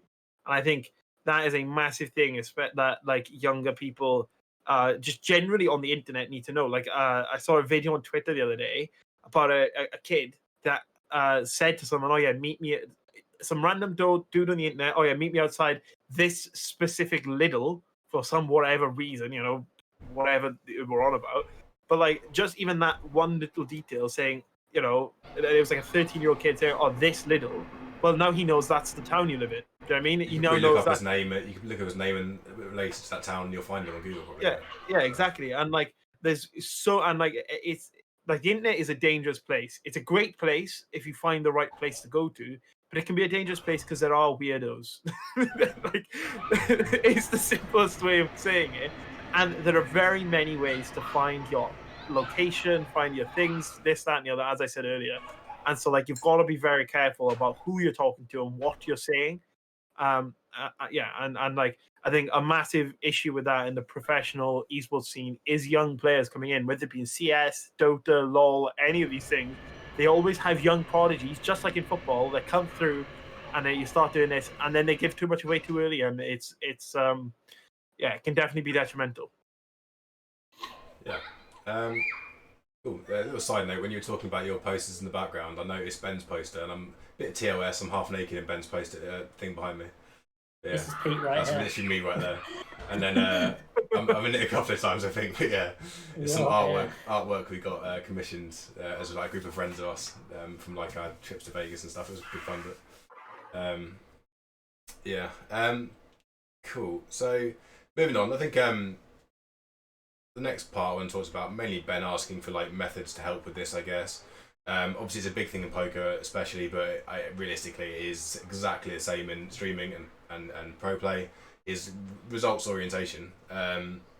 So if you relate that to streaming, results orientation, this time I got 20 viewers, this time I got 50 viewers, why have I done so badly this time? But realistically you've probably done the same thing. There's just other factors to it, I guess. And pro play, obviously. I made a blog. Yeah, I made a blog post on this the other day, so I'll just briefly summarize what I wrote. I think that, so whether or not it's like, I had a winning session, I had a losing session, I've got this many streamers, I've got this many responses, I've got, I should be winning, I've underachieved, any of those things, what I would say is that the curiosity and interest needs to be about the feeling that is evoked when that thing happens.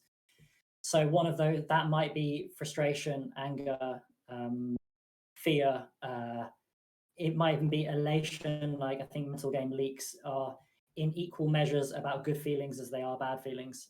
I'm mainly talking about poker there, because like being attached to wins and losses is not something we are advised to do.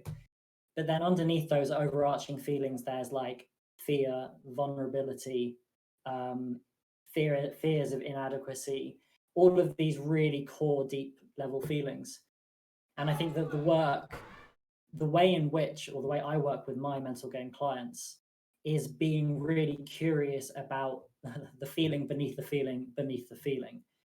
Because when you look at your Twitch chat and no one has responded, I mean, I'm not gonna open this up into an exploration, but you're going to feel one feeling. You might be like, oh, why is no one looking there? That in turn will lead to potentially a lack of motivation. But why is there the lack of motivation? Is that because I feel that my self-worth has been reduced? Do I feel like people don't like me? Am I tuning into a piece of vulnerability that I really dislike about myself? And with my clients, it's about looking at those very nuanced feelings as a way of understanding the kind of the chain of emotion, if that makes sense.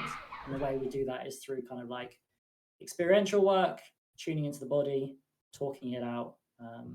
Yeah, that's kind of the short answer. I think from our perspective, like obviously in any case, in anything you ever do in life, you always want to do well. And I think that's a lot of people's motivation is to hit the top of whatever they're doing. I think, and so in a professional esports, professional sports, even semi-professional sports, stuff like that, results are obviously a massive part. And like, you know, taking a hard loss, taking an upset loss, for example, like technically last night we had an upset loss against us. Now, you know, we have plenty of reasons. There's plenty, like they played really well, you know, and you can't ever take away from that.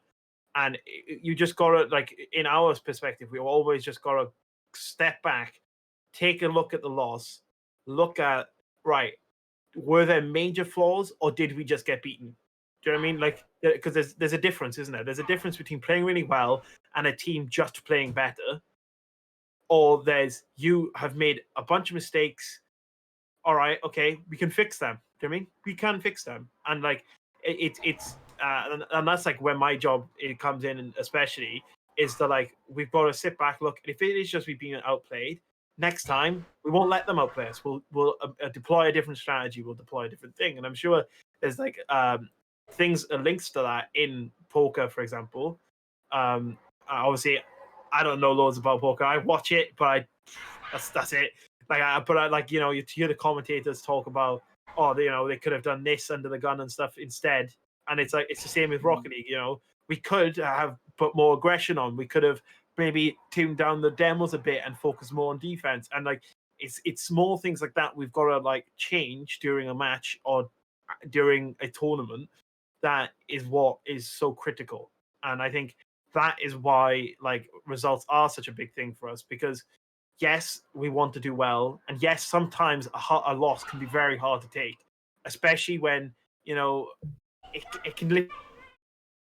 And that they're probably the hardest ones to go with. Okay, well, you know, whatever. But like when you could have done something about it, it's when it is most difficult, I think. And I think in professional play, you've got to use the results to thrust you forward instead of thinking about them per se. Like you've just like when we lose, you got to look at it and see why, and then use that to make you win next time. And ultimately, I think that's what it is from a professional point of view. I do think you missed a key point there, though. Really, like poker, but like gaming. I mean, if you take football for an analogy, people say they've gone in for a 50-50 tackle, right? That in itself is said as a reason. It's 50, let's say it is 50-50. 50% of the time you're gonna win the tackle. 50% of the time you're gonna lose the tackle. Like in Rocket League, there's plenty of situations where 60% of the time this is gonna happen. You might do it because it's the right move to do, because the majority of the time it's gonna work. But then people need to realise that, let's say it is a 60-40, 40% of the time, that's 4 in 10 times you're gonna lose that tackle. And that over a 5-minute game, that can happen a number of times just through variance. I mean, in poker, we have situations where we've had 80-20 favourites, you've done it 5 times in a row and you lose all 5. Like, 1% of the time, whatever the maths turns out to be. It happens 1% of the time. People need to realise that, like, variance is probably one of the massive, most important parts of results orientation. There are other aspects, especially with streaming as well, like, you know, time of day. Someone, you know, which could be key viewers might be away on work or just doing family things or whatever, I don't know, or just fancy a day off. But yeah, I think results orientation is. Pete, I also want to say that. So I wanted to let Ice talk as well, but like that, even in the way that both you and Eclipse are describing this situation, is that you're using statistics and like thought process as a way of avoiding the felt experience of failure. And being interested in the felt experience of failure, in my opinion, of course, the practical side is really important, But the felt sense is where the growth is, as I've mentioned the growth a few times, and that is something that I think, even in the way that we're talking about it, it does get overlooked. I think that's quite fair to say. Well, like, yeah, like using, like, okay, I guess the way, maybe I worded it wrong, but like using that loss is definitely in the same way we feel the loss, but we try to use it instead of like lulling on it and, like, you know, focusing too much on the actual loss. We try to use it to grow ourselves, because as soon as you lose, that's an opportunity to learn. Do you know what I mean? Every time you lose, there's something you've done that you could do better, is the way I look at it. And using that feeling of loss and stuff as a motivational key, effectively, because if you can take a loss and you're like, you know, you feel that feeling, lads, you don't want that again, you can, obviously, you're going to lose at some point. What's wrong with having the feeling of losing? What's wrong with negative emotion? There's nothing wrong with negative emotion, though. But this is why my point is, like, no one wants to feel negative emotion. There's nothing wrong with it, but no one yearns for it. Do you know what I mean? I don't go, do you know what? I would love to feel real down today. Do you know what I mean? And so it's more using it. It's nothing wrong with it. When we have it, you know, we deal with it, we work with it, and you use it to grow. I think, but ultimately your goal is to not have to feel it. And I think that's and that's what I take from it, is that, like, when we do lose, we use that feeling to grow and to improve as players, as people. And then hopefully we don't have to feel that negative feeling again. But if we do, it's the same thing again. We look at it, you know, we take it in, we grow, and we go further. And I'm sure there's parts of this that come down from streaming, and I'm sure Icy probably want to express those. Yeah, I mean, for me, it's not so much about like the gaming side of when I stream. It's not about winning or losing a game. It's more about, I guess, the achievement of streaming, and you know how many people was there, was the chat interactive and things like that. And I think in the beginning, the biggest mistake I did was probably compare myself to everyone else that I knew. Like, oh, this streamer has this many viewers when she plays this game. Why am I not getting the same result? But you get to learn that what works for someone doesn't necessarily applies to you. It doesn't work for you, perhaps. Like, everyone find their own space and their own way. And you see so many people doing like 12-hour streams or something, and you know, you think, oh, is that the way to grow? And you try that, and maybe it doesn't work, because like quality and quantity is a thing as well. You know, just going for like 24 hours straight doesn't mean that you're going to grow in those 24 hours. um it can be very disheartening if you, like, let's say you've had 50 viewers consistently for a week, and then the next week, you know, it's down to 20 or 30, and you think, oh, why is it different now? Maybe it just be like people are just enjoying the sun, or maybe there's a big gaming tournament on, people watching like a major league or something. um so for me to deal with those negative emotions when I feel like I'm not where I want to be or something, I try to remind myself, okay, still 30 people chose my stream today. They came, you know, out of the thousands of streams, like they're here talking to me. I'm trying to remind myself that, you know, it's not about the view count, it's also about the engagement and things like that. Sometimes I cover up the view count because I don't want it to go to my head like, oh, it's only so many people, because they are people, you know, they're not just a number, they are like genuine community members who chose you out of so many people. And you know, taking that for granted because you're feeling low can also transpire back to them. So it's like dealing with, I guess, also your self-worth a little bit, as you mentioned. Like, some days you think like, okay, why is nobody chatting? Do they not enjoy chatting with me?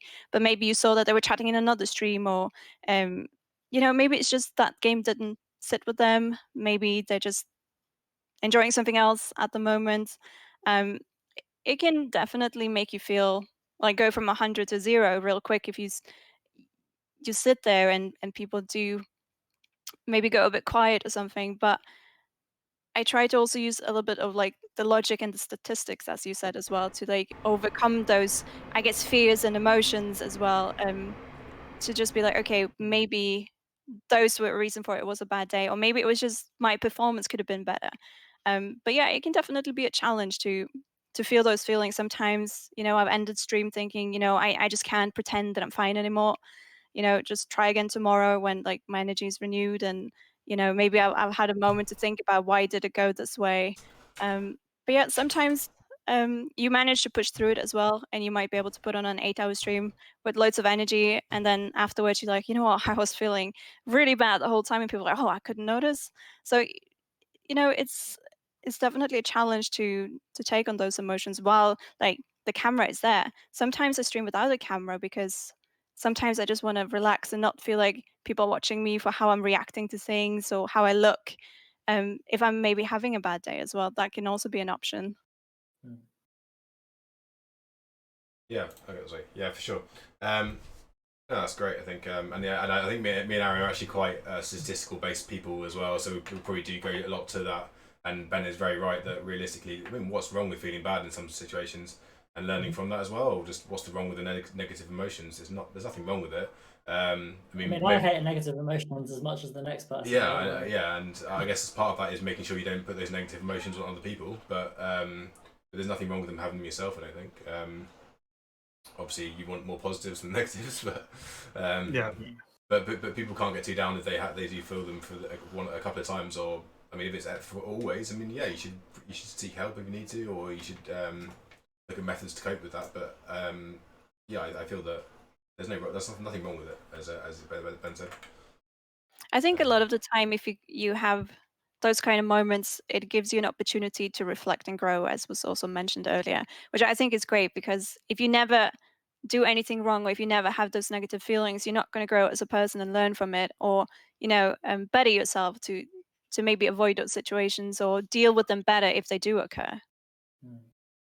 Yeah, definitely. Well, yeah, as Pete said, like I've done physics and maths as like my main thing for my entire life. So like when it comes to looking at things, it is definitely from a analytical standpoint. Hence why I do what I do. That's why I enjoy and love being a coach so much. Is because it's a massive part of that. Like a lot of people would never think physics and coaching would cross over, but you've got to do an all of analysis in both. And like that is a very big crossover skill that works. And I think that's why when I do see things like this, I see opportunity to grow through that statistical probability and stuff. And that is why for me, yeah, again, as we all agree, negative feelings aren't bad. They're just not wanted. It's effectively the way to go. And so like using those negative feelings to better yourself in that sense is exactly what it's like, you were on about 50-50s, Pete. Wave last night, it was all about 50-50s after that 1v1. Do you know what I mean? Like, that is all that game mode is. It's all about high risk, high reward plays, or percentage plays. You've always got to be in the back of your mind going, right, if I go for this, how likely am I to win it?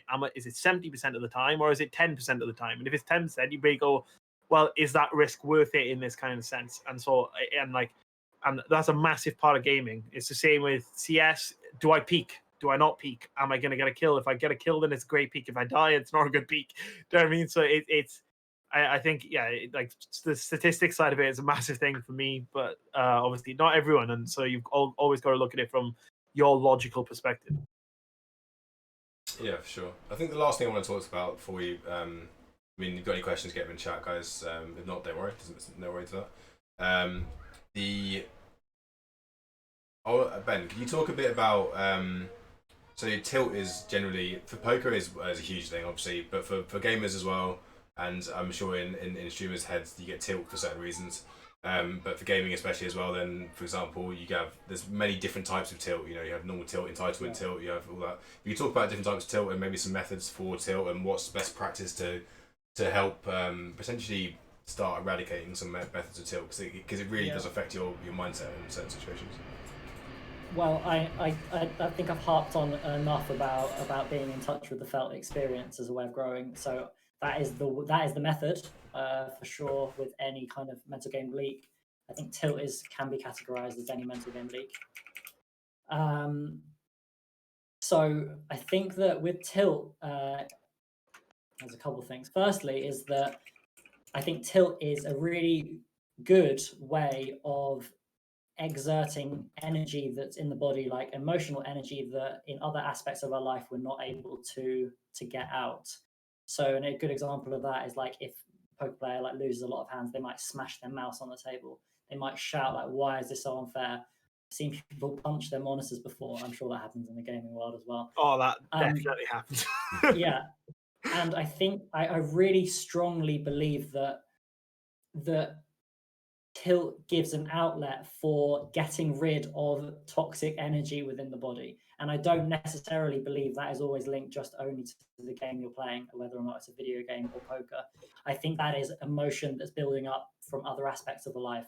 I mean, I can speak for myself that if I've had a bad day or whatever, and then I play poker, some of that energy might kind of come out more angrily, I suppose, than if I had just tried to process it by talking to someone about how I felt.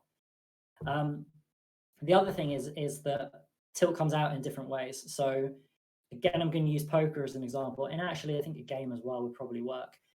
There's the form of tilt where you become super, super aggressive. There's this kind of tilt you kind of like will peak more, you will take way higher risk plays, you will try and like play super high variance as a way of kind of like, I don't know, that's just your response to that kind of tilt. There's another form of tilt where you become really passive, where you have no confidence, where you are unable to carry out what you have studied, what you have worked so hard to know what to do in these certain situations. It might mean you take a 10% chance against a 90% chance, and you're like, well, who cares? Fuck it, I'm just going to do it because this is what I want to do. So like you have these different types of tilt. And I think that being really interested, again, back to what I said before, in what is that experience of tilt? So if you become really passive, what is that feeling of vulnerability? What is that feeling of fear about what might happen? And if you're feeling very aggressive, what is it about this situation that's making me react in this specific way? And then just being curious and interested in that process. I think if I were to add anything on top of tilt, because obviously tilt's a massive factor for us in the professional scene, you know, as you said, like you lose a bunch of hands in poker, you get annoyed. It's the same. If you lose a bunch of 50-50s or something in Rocket League, you're going to start getting annoyed. And you're going to be like, come on, like what? You know what I mean? And like, you know, there's people out there that definitely do things like 50-50s much better than others. And it is definitely a skill you can improve upon. Just like I'm sure it's a skill you can improve upon reading someone else's hand, for example.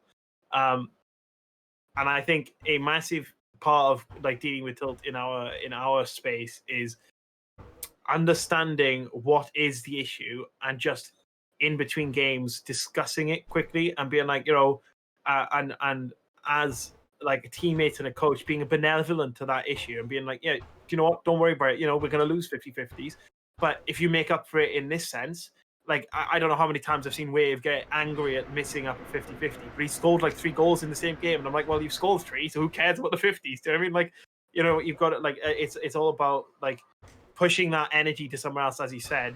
And I think using the energy to focus maybe more on attacking in that game if you're not doing so well on 50s and stuff, I think is a massive thing in professional play, to try and use the energy effectively during the match. Because if you just start going absolutely wild while you're playing and doing the most random stuff ever, then you're ultimately not helping anyone and you're not helping yourself. So, and it just gets you more tilted, and then that causes more issues. And it's so like, it's definitely refocusing that tilt energy elsewhere, I think, is when you're in that kind of situation. Well, this is probably a question I probably get most frequently, is how do I get rid of tilt? And I think that is so telling around the way in which we've kind of talked about it today, the way in which we perceive those things that we see as bad, the emotions that we see as bad, and like the way of dealing with them is to cut them away, to remove them entirely as if they don't exist. And I think that's the absolute worst thing to do, is to rationalize the tilt, because to rationalize it means that you're trying to remove it, and to remove it means that you're pushing it down, and to push it down means it's going to arise in another aspect in a much more malicious and uncontrolled way. So engaging with the tilt firsthand, I feel is the most beneficial. Cool. And yeah, I think talking to people through that is the best way. Thanks, guys. That was awesome. We've got a few questions in chat if you guys don't mind before finishing it off. So one for Ice regarding streaming. When you feel very low or don't have motivation, etc., do you think it's best to stream anyway or take a break? That's a very good question, actually. There's many times I've felt exactly like that. Sometimes I've streamed. Sometimes it went a lot better than I thought, and I was like, "You know what? I'm glad I overcame it," and I streamed. Maybe chat was very supportive and very engaging, and, I just felt a lot better, but it can also have the opposite effect. So it's actually a little bit 50-50, like we talked about. Like, it can be a very good motivation boost, but it can also bring down that down feeling even more if for some reason that day chat is exceptionally quiet, or you didn't really get to do what you wanted to do in a game or with what you wanted to stream. So it's very hard to answer whether to do it or not, because it is a 50-50. You can maybe push through it, or maybe it's gonna bring you down even more. And if you think that it's gonna be more of the negative way, I would probably say don't stream that particular day, or try a bit later after maybe relaxing, doing something a bit calming for a bit, or try again the next day. Maybe shift your days around, change your schedule a little bit, just so you have like the right energy going into it. Because I think we can also feed off our own emotions and our own actions. So if you're coming in with a very disheartening attitude, you might even like discourage yourself in a sense when you are streaming. But then again, sometimes it can have the complete opposite effect. So I don't really have a black and white answer for you, I'm Yeah, afraid. of course. Very situational as well sometimes. Another question, we kind of touched on it a little bit, but people always say the words, "Yeah, I'm just grinding," kind of thing. Like, it's like, "How's your day?" "Yeah, I'm just grinding," kind of thing, I guess. Would you say that is mostly the best way to do things, or is there a better way of going about things when playing as much than playing as much as possible? So we did talk about that a bit earlier about it's better not to just play tons of hours, but yeah, I guess what maybe the best question would be from that is if someone's just saying, "Yeah, I'm just grinding. I've had this problem with poker." It feels very samey. It's the same every day. Should you be having goals each day? Should you be doing, yeah. Well, for me, as a coach, obviously there's always new mechanics and stuff coming out. If you, I know GE Galaxy from Rocket League, so I'm going to go from a Rocket League point of view. In Rocket League, there's a massive learning curve. There's all the mechanics, there's the ability to aerial, there's the ability to dribble. Ultimately, if you're going to just grind, you need to focus on either a mechanic or or b a gameplay aspect. So in terms of that, it's like if you're wanting to get good at ones or twos that day, you choose ones and you go, right, okay, let me go and play a bunch of ones games. I'm going to play a bunch of one games.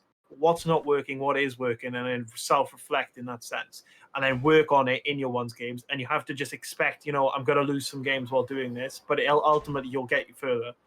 Or if it is a mechanic, if you don't particularly know how to start doing it yourself, like, you don't really know how is the best way to aerial or something, there's plenty of videos out there to go and watch it. Go and watch one, take 5 minutes, 10 minutes to go and watch it, and then go into free play, which is a very easy and usable way in game, and sit there for maybe half an hour, going through it, going over and over and over. And if it's not improving, then come back to it another day, maybe watch another video another day or something. And it's not worth grinding something too far if you're not feeling progress, because you'll ultimately, it's the whole burnout thing again. You ultimately just get frustrated.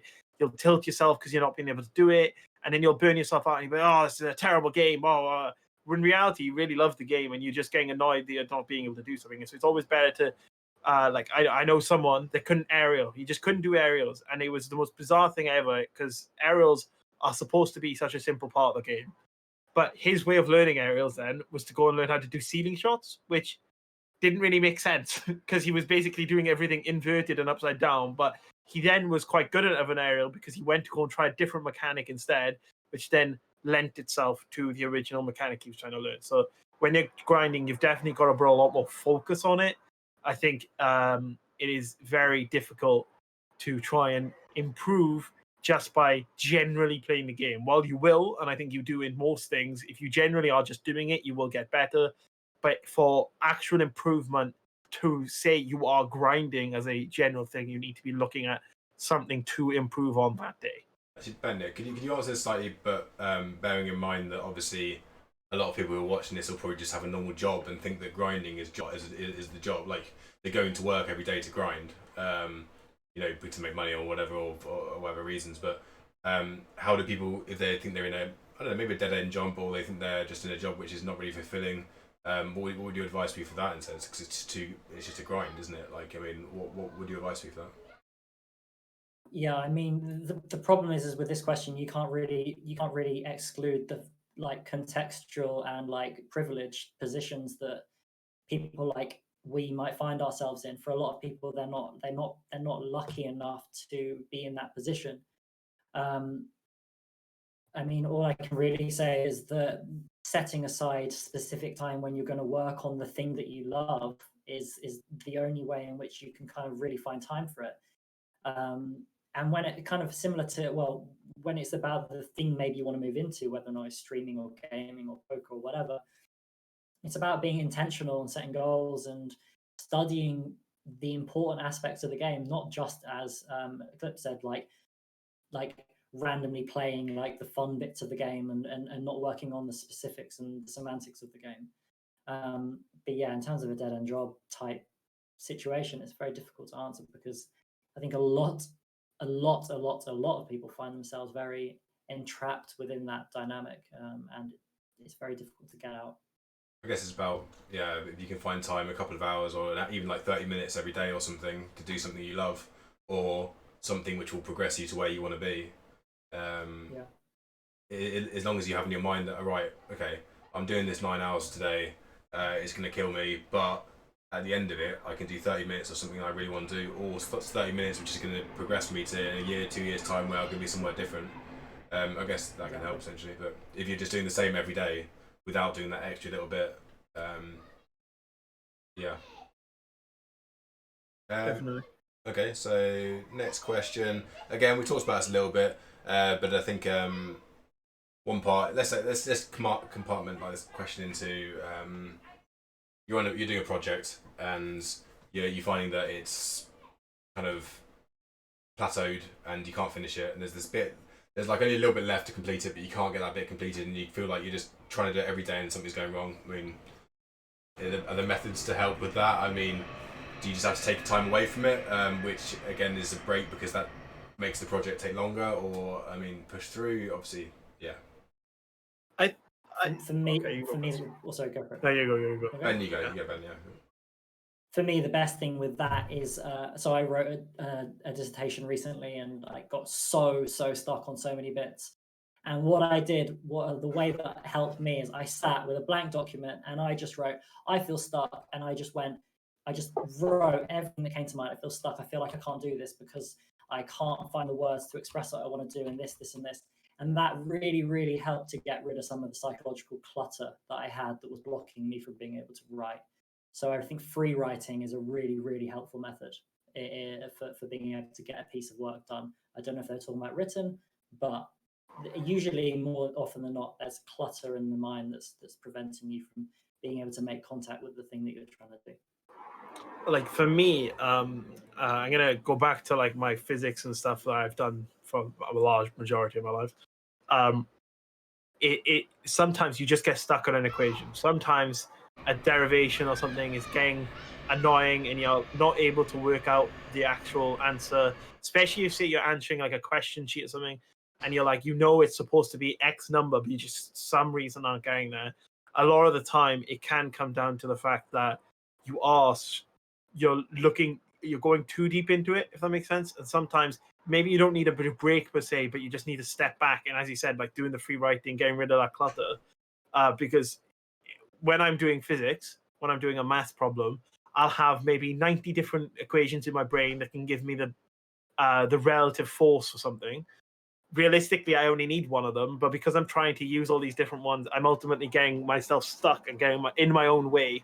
And I think from that sense, it definitely, maybe not so much a break, but maybe a quick step back, relook over your stuff, get things out, as you said, doing free writing and stuff like that, and just, or even in physics, writing down the equations. Because sometimes, like throughout school and throughout university, you're kind of just told you have to remember all these. By the way, just put them all in your head. You don't get these question sheets. You don't get all these equations given to you anywhere. And so you're like, oh, okay, well, I'll remember it. But realistically speaking, when you're in an exam or when you're doing your question sheet or doing a dissertation for physics or your research paper, you can write those down. You can write them down on a piece of paper next to you. You don't have to memorize them anymore. Do you know what I mean? It's not, do you know what I mean? You can just memorize them, write them down, and look at it and go, oh, okay, so I've actually got, if I do this, then it'll work. And it's a similar, I guess it's in a similar sense, just from a different point of view to what Ben was just saying. So, yeah. I don't know if anyone else has anything else. Yeah, I just got a small input on it actually, because when you were talking about your experiences and how you deal with it, I actually started thinking, how do I actually deal with it? And I think one of the things that personally worked for me, but again, what works for me might not work for you, is um, if I'm stuck on something, trying to explain it to someone else often declutters my mind and actually process what I'm actually trying to do. So if I'm, let's say, if I'll just go on the math solution here. Like if I'm stuck on a math problem and I go to someone else, hey, can I just get your input on it? And then I try to explain, then often I solve it myself by trying to explain it to someone else, because I'm not overthinking it, but I'm trying to communicate what I'm actually thinking about. And that process for me has helped me so many times, where just asking someone for help, but you're actually solving it yourself, if that makes sense. In university, I don't know how many times, I'd get a phone call from my mother or something, and I'd answer, and I would be like, obviously irate about something, and they'd be like, what's the matter? And I'm just like, I can't do this like problem, and like, it was always a big thing for me. I this might sound like ultra nerdy, but I used to get tilted at not being able to get correct answers. It used to be like the most frustrating thing for me, because I was so used to getting, especially throughout school, so used to getting the answers right and stuff. And then when I got to university, doing these things and having such simple blocks, and as he said, my mother would be like, all right, well, what are you doing? And I would explain it to her. Halfway through, I'd go, I gotta go. And then I figured it out. And it's like, and it was just, so if you have someone that you can just quickly have a chat to and go, right, I've got this problem, even if they don't understand it at all, they could have completely no knowledge of what physics is. They don't know how to integrate. They don't know how to do all this. But, you can just be like, basically, you do it like this. And then as you're explaining it, all of a sudden the solution pops into your head, as I said. And so I definitely think that is a massive way to gauge your mentality. Yeah, I've had the same with Adam, my business partner, is a software developer, does code and everything. I know nothing about code. Like, I know little bits. Did some at A levels or something, but then he had he had a problem with sizing of, like, when he took it was something to do with like a website, and then it comes into a mobile app. He's like app creation kind of thing, and the sizing was wrong and off, and he couldn't get it all worked out. So he just talks it through with me, and I said, like, I probably just told him like absolute crap little points, like, what about this, what about that kind of thing. But then he figures it out in his head because he gets a different perspective of something, and talking through problems with other people, even if they don't know the subject, can actually help in some aspects, because you always have to go back to basics and you have to explain it to them. But then that can sometimes trigger something which you haven't thought about before. Yeah, sometimes thinking about something in too complex of a way is actually detrimental to you, and that is what causes an issue. Like in Rocket League, that's the whole point of a coach in any sports, right? To have an outlooking perspective, an in-looking perspective from outside of the game to see what is going on. Because sometimes a player will just be like, I don't know what I'm doing wrong. I don't get it. I don't like, and that is exactly why coaches are so valuable in so many different things in football, rugby, etc., etc. So, yeah, that outside perspective, I definitely think is a massive boon to have. It could be that we're just like overthinking it, really. Sorry, just very brief. Yeah. Like, if we overthink it to the point where we just get stuck, when we simplify it by telling someone else, that's often when we just like, oh yeah, there's the light bulb. Sure. I think we've got another question about which we talked about quite a lot earlier, which I'll put this all on YouTube, and I'll put a timestamp of everything as well, so people can look at certain topics. And this question is generally about how to overcome stress and anxiety when people are being negative towards you. So we did discuss that quite a bit earlier, I'd say. Has anyone got any final thoughts on that in general? I guess like I saw in the question, like, he's on about the instant impact of like Twitter and Twitch, etc. After a bad loss or something. I think it is a massive thing. Like, yes, you, like, as sports people in this world, like, you've got to we go on Twitter. Our way to say good game to someone generally is to go on Twitter and go, GG's dudes, we played a bit shit, but here we are. Do you know what I mean? I think that is and then when you get that, you like a lot of the times I know Vert turns off his notifications because some of the things, it's like sometimes it's really nice stuff and people are like, oh, don't worry about it. But there's that one troll, as we said earlier, that comes along and it's just like, oh yeah, you were bad, deal with it, kind of thing. Do you know what I mean? And it's like, or it's like an overly obsessive supporter for the other team being like, haha, I can't believe you guys, I'm glad you guys lost, blah blah blah. And it can definitely affect you, and it can definitely put more stress on yourself when you're going into that next fixture and being like, okay, well, I'm getting all this shit from people. I need to go and sort it out. And then ultimately sometimes that can actually make you worse because you're so ultra focused on doing better that you actually aren't looking at the bigger picture and causing yourself issues. So I'd say that's all I would put on top of that. Yeah, Ben, you I mean, as long as you're not turning off the notifications to your own experience of anxiety and stress, then I think you're doing something right. I don't think there's anything wrong with actually disconnecting from the internet if you know that's going to contribute to those feelings that put you down. Yeah, as long as there's a kind of engaging with it on your own personal level, I think that's all you can really expect yourself to do. Anything more than that is an unrealistic objective, and you're forcing yourself to carry more than you should have to carry. Mm-hmm. Yeah, I think that's a huge part of it. Is people just people expect too much of themselves sometimes. They expect to be perfect, which no one is. Or people might be perceived as perfect in this world of Instagram and all this kind of stuff, but realistically they're not. I can tell you that now. Yeah, 100%. Okay, next question. I'll probably answer this one from my perspective. Do you think esports undervalues having coaches to specifically help with like mental side of work for competition and stuff? So a mental coach, basically. I do. I think the issue from our side is it's budget. Like it's always budget. You have to, salaries are so high. It's all about investment within orgs. For us, it's about budgeting to find someone who's knows their stuff. So you can't just get someone cheap because realistically, you're putting themselves. You're putting a 16, 17-year-old, 18, 19-year-old at the whim of this person, so they have to know their stuff. And then it can cost a lot of money, and it's about a balance. You need someone, yes, you need the support there, but it's definitely in our plans for the future to have a kind of mental coach in like probably 2021 kind of at the time. But again, it's just about finding the support in terms of investment within esports to help grow that kind of aspect side of things, because realistically you have to pay someone almost a full-time wage to do that.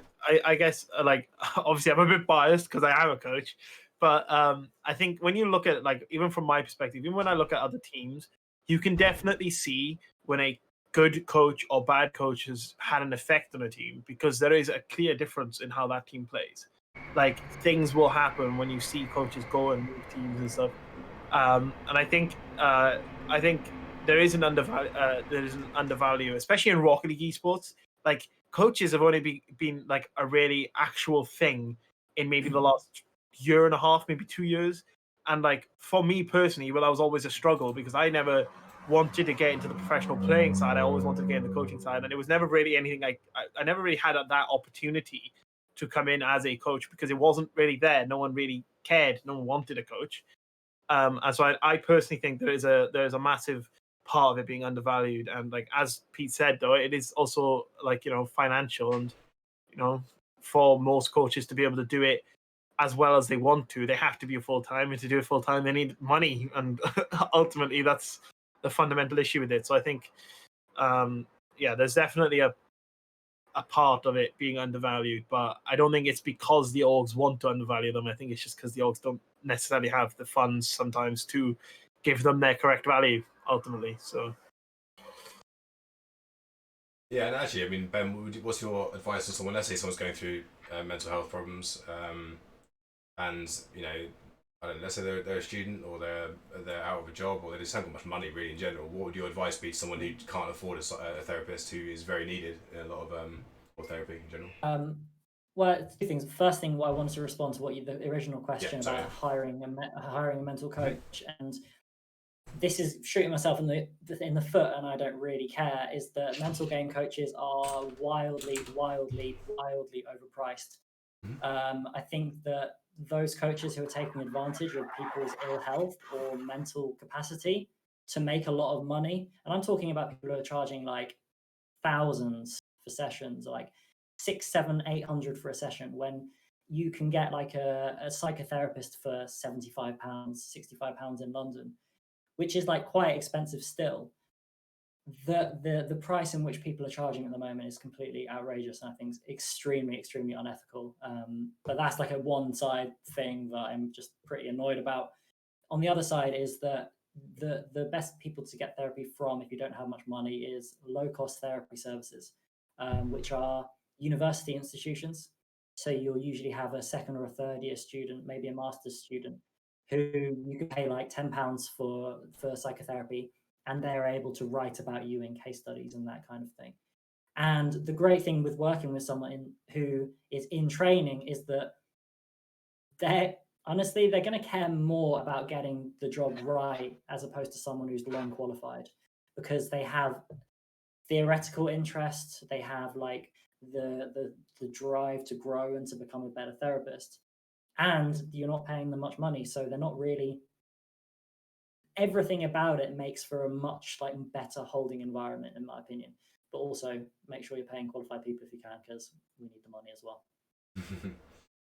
Yeah, that's good advice. Is there anything like a citizens advice bureau for therapists with free advice? Well, it depends what part of the country. There isn't exactly. I mean, the bodies are the BACP and the UKCP in the UK. But if you, depending on where you live, I mean, London, there's loads. Just type in psychotherapy institutions, and usually in the page for students, there will be a button for training and therapy. Good advice. Cool. Yeah, I mean, thanks. We just got a raid from Greg, and thank you for that. Much appreciated. He was on one of our previous podcasts. Type ! Podcast if you want to see that one. It'll be on there as the Rocket League one. But yeah, we've done 2 hours now, just over. So I'm sorry for taking up all your time for this long, but we'll wrap it up here, guys. I think we've covered a lot of subjects. This will be up on YouTube in a day or two, and I'll timestamp it all with topics and all that. So much appreciated, guys. Ice or Eclipse, are you streaming now or anything? Or I am not. No, I've got stuff to do. I'm just going to have some dinner first, so. No worries. Okay. I was going to say they're going to go attend to their mental health and look after themselves. Yeah, exactly. Yeah. I've got a tournament tonight. I've got to go and sort out stuff for a tournament tonight. So you know. Awesome. So yeah, thanks guys. I had a lot of fun. Cool. We'll host White Bombay is one of our streamers. We'll give him a raid now. But much appreciated, guys, for tuning in. I'll type in podcast in the chat. So go follow us on YouTube there, and you can watch the other ones. Some really interesting subjects, and this will be up in a couple of days. But give us a subscribe there, and much appreciated.